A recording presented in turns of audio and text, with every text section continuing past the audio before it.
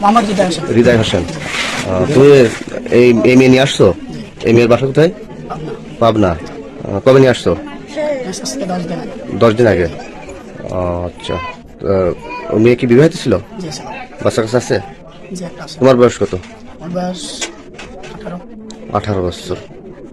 ওই মেয়ের সাথে তোমার আছে পরিচয় হয় কিভাবে? নেট থেকে। বিয়ে করেছো কবে? কয়েকদিন। বিয়ে পড়াইছে কে? কোর্ট থেকে না? আচ্ছা, ওই মেয়ের বাচ্চা আছে এখানে?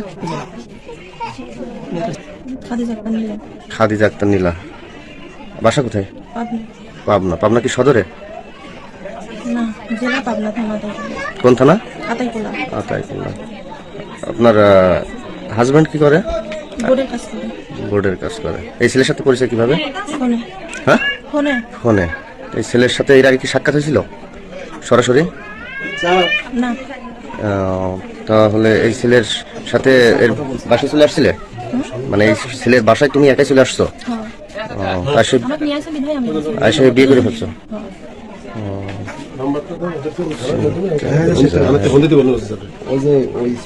তোমার বাচ্চা আছে?